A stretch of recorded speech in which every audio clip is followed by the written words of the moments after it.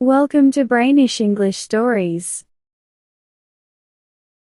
It started one afternoon in London. It was cold and rainy. Mrs. Wilkins was at her women's club. She came from Hampstead to shop and have lunch. After lunch, she picked up a newspaper called The Times. She looked at the page with small notices. One notice said, "To those who love flowers and sunshine, a small old Italian castle by the sea is for rent in April. It has all the servants you need. Write to Box 1000, The Times." Mrs. Wilkins saw the notice. She liked flowers and sunshine, but she was poor and thought such places were only for rich people. She had saved £90 over many years from her clothes money. Her husband, Mr. Wilkins, told her to save money for a rainy day. Mr. Wilkins worked as a lawyer. He liked saving money, but not when it made the food bad. He was happy when Mrs. Wilkins wore cheap clothes and did not spend too much. Mrs. Wilkins looked out of the window at the wet street. The rain was falling, and many people with umbrellas hurried past. She thought about the sunshine in Italy. She wondered if this was the rainy day her husband talked about. Maybe she could use some of her money to go to the castle in April. She thought old castles might be cheap because they have problems. Then, she laughed at the idea. It was silly to think she could go. She went to get her coat and umbrella. She wanted to catch a crowded bus and go to buy fish for dinner. Her husband only liked one kind of fish, soles.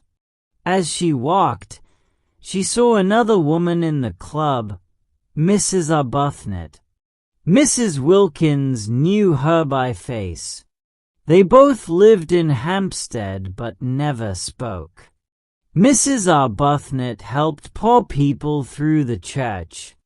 Mrs. Wilkins and her husband went to different parties with artists. She did not like these parties because she never knew what to say about the paintings. People never noticed her. Her husband, Mr. Wilkins, was handsome and clever. People liked him. He gave good advice about art. At parties, Mrs. Wilkins stayed quiet. She felt small and shy. No one listened to her. She often saw Mrs. Arbuthnot at church but never talked to her.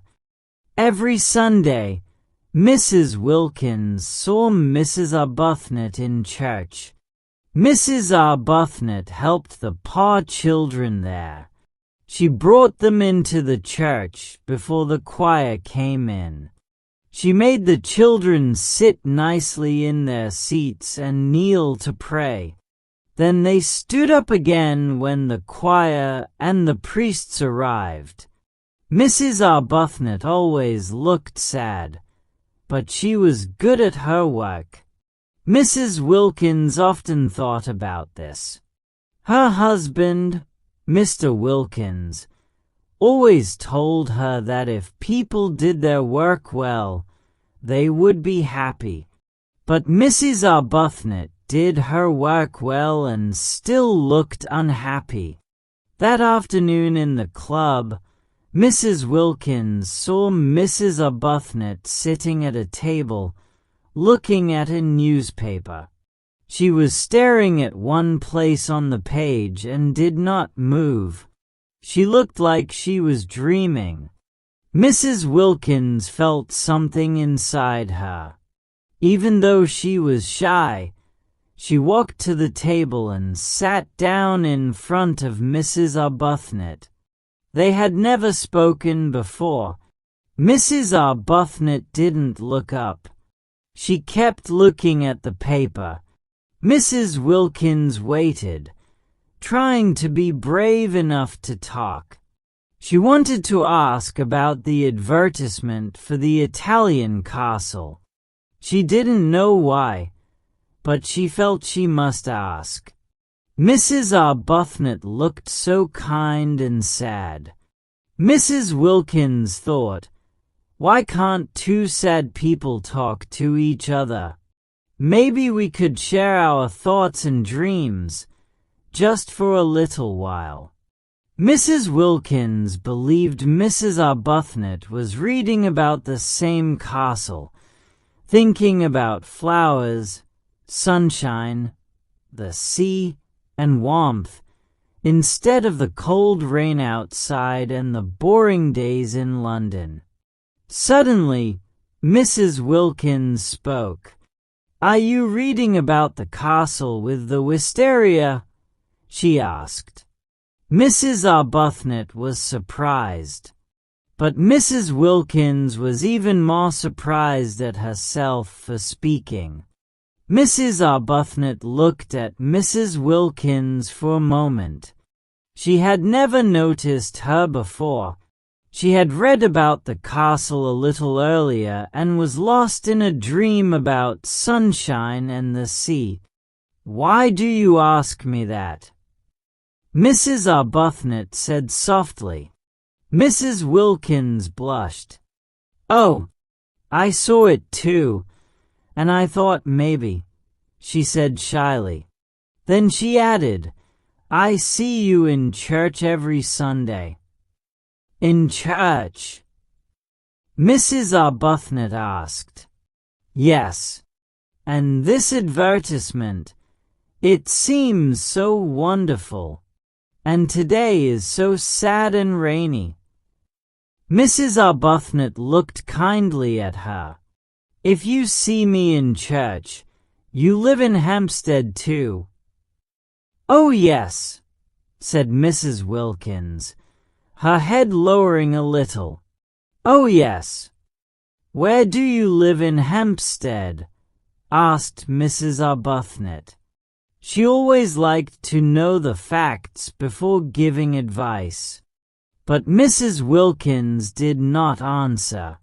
She softly put her hand on the part of the newspaper where the advertisement was. It was like the words were very special to her. "Maybe that's why this place sounds so wonderful," she said. "No, I think it's wonderful anyway," said Mrs. Arbuthnot, sighing a little. "So you were reading it too?" asked Mrs. Wilkins. "Yes," said Mrs. Arbuthnot, her eyes dreamy again. "Wouldn't it be wonderful to go there?" whispered Mrs. Wilkins. "Yes, wonderful," said Mrs. Arbuthnot. But then her face became calm and sad again. "But it's no use thinking about such things," she said. "Oh, but it is," said Mrs. Wilkins quickly, surprising even herself. She looked shy in her simple coat and hat, her hair untidy.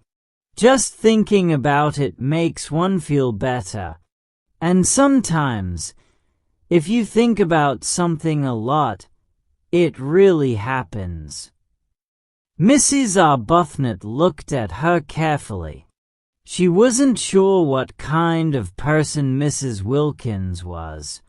"Maybe," she said kindly, leaning forward, "you will tell me your name. If we are going to be friends, we should start properly." "Oh yes, thank you. I'm Mrs. Wilkins," she said, blushing. "I don't think it means anything to you. Sometimes it doesn't even feel like it means anything to me. But I am Mrs. Wilkins." She didn't like her name. She thought it was a small, silly name. Her husband, Mr. Wilkins, wanted her to say Mrs. Mellish Wilkins at important times, but she only did that when he was nearby. She thought Mellish made it sound even worse. When he first told her to use it, she had said no. Then, after a long pause, Mr. Wilkins had said coldly, "But I am not a villa," because she had compared it to a house name on a gate. They had a long, silent argument after that.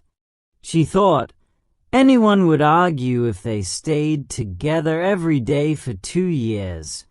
"We need a holiday. My husband is a solicitor," she told Mrs. Arbuthnot. "And he's very handsome."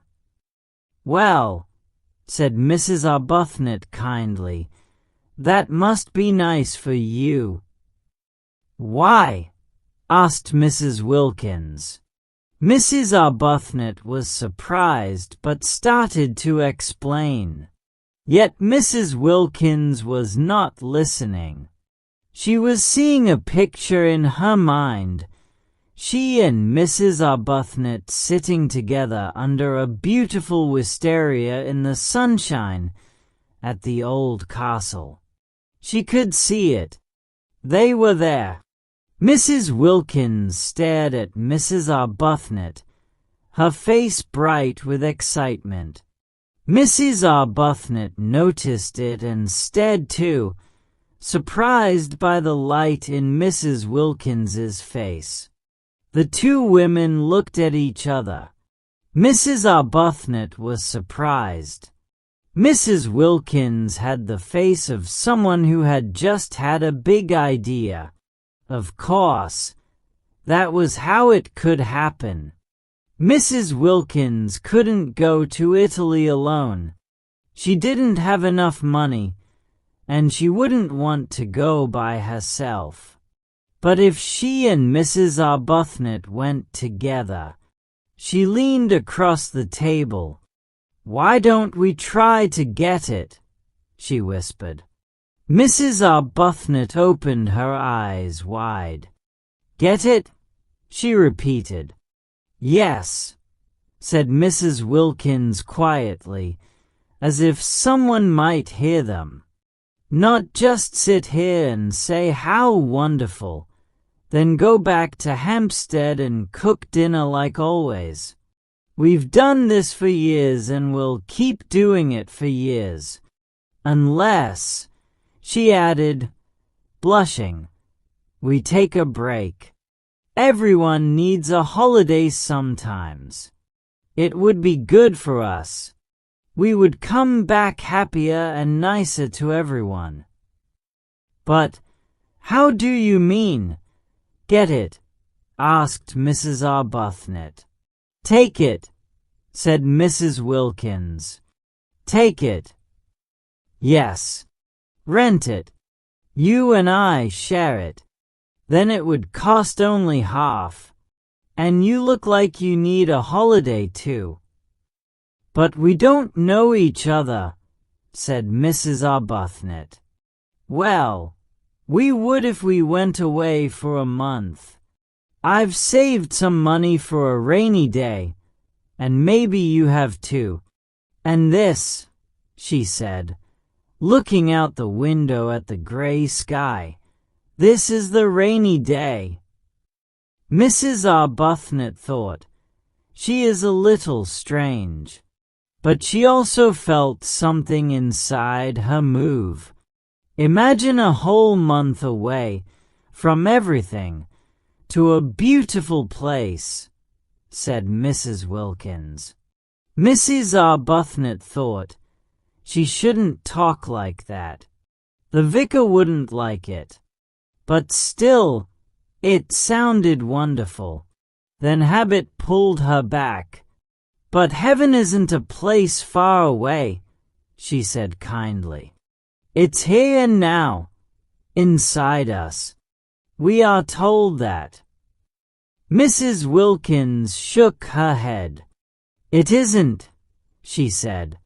Mrs. Arbuthnot was surprised, and though she tried to explain, she too sometimes had doubts. She looked at Mrs. Wilkins. The idea of a holiday was starting to wake something inside her too. For Mrs. Arbuthnot, for things were very important: God, husband, home, and duty. These had been her guide for years.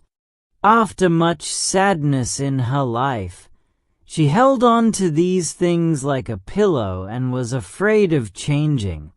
So now, as she listened to Mrs. Wilkins, she felt uneasy.